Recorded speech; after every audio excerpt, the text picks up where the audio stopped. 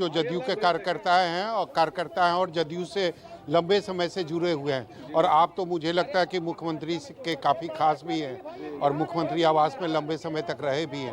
कैसा लग रहा है? आप तो मुख्यमंत्री ने खुद अनाउंस कर दिया सोशल साइट पे कि हम राज्यसभा जा रहे हैं। तो अभी तो उनका ट्वीट देखे, फेसबुक पे ही देखे, उनका आया हुआ है, तो उनका इच्छा होगा तो इच्छा जताए होंगे, तो यही पता चला कि नामांकन पर्चा भी कट गया है। अंदेशा था इस बात का?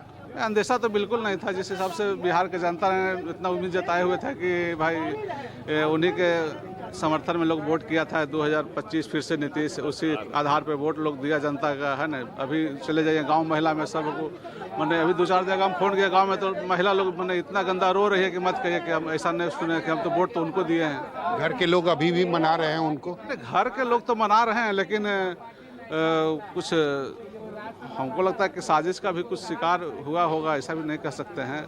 किस तरह की साजिश की बात करें?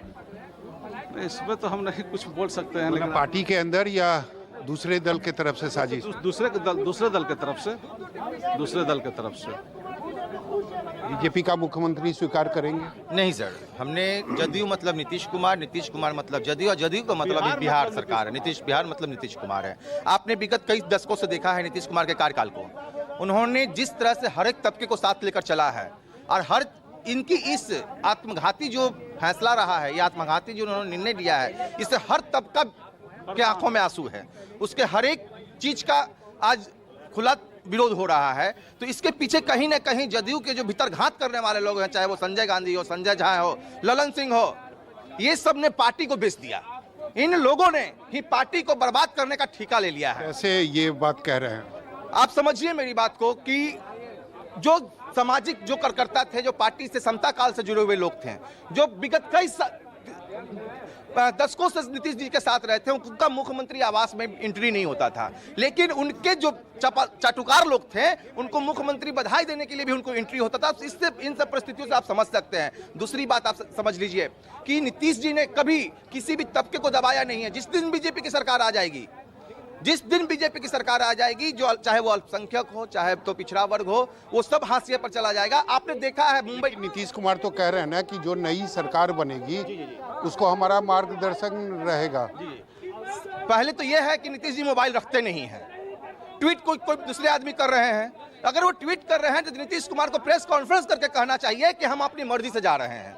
वो जिस तरह से इन लोगों ने, चाटुकार लोगों ने जिस तरह मुख्यमंत्री के जनता दरबार को बंद करवा दिया, हमारी बात उनके पास नहीं पहुंच पा रही थी, इसको भी उन लोगों ने बंद करवा दिया। अब सवाल ये उठता है कि हम अपने जो हमारे विधायक जीते हुए हैं, कल प्रदर्शन, आज हमारी संख्या जरूर यहाँ पे कम है, इसलिए कम है क्योंकि यहाँ के जो चाटुकार लोग हैं उन्होंने फोन करके सब लोग को रोक रखा है और मार्केटिंग के माध्यम से लोगों को रोक।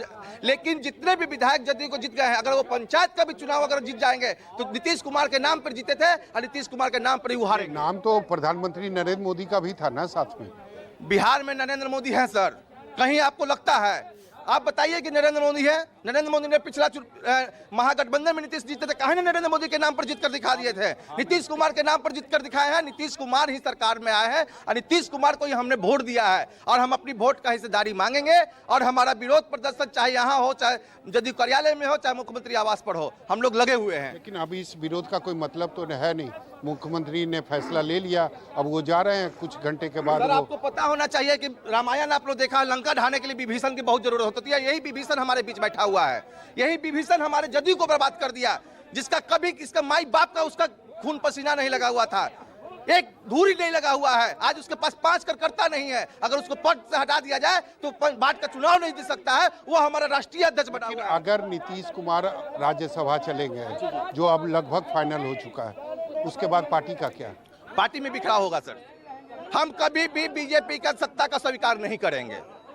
हम दूसरे पार्टियों में जाना मंजूर है, हम जाएंगे। हम नीतीशवादी हैं, जदयूवादी नहीं हैं। जिनको चलाना है जदयू चलाएं।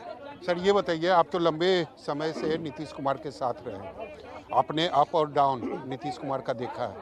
ये नीतीश कुमार का फैसला कि राज्यसभा के लिए अब हम जा रहे हैं नॉमिनेशन फाइल करने, चौंकाने वाला है? ये मनोज जी, मेरे लिए तो बहुत ही आश्चर्यजनक फैसला है। मेरा एसोसिएशन 37 सालों से उनके साथ, 89 में मैं बाढ़ के चुनाव में लोकसभा में उनके साथ था। उसके बाद लगातार रहा, क्योंकि मुझे डर था बिहार कैसे सुधरेगा।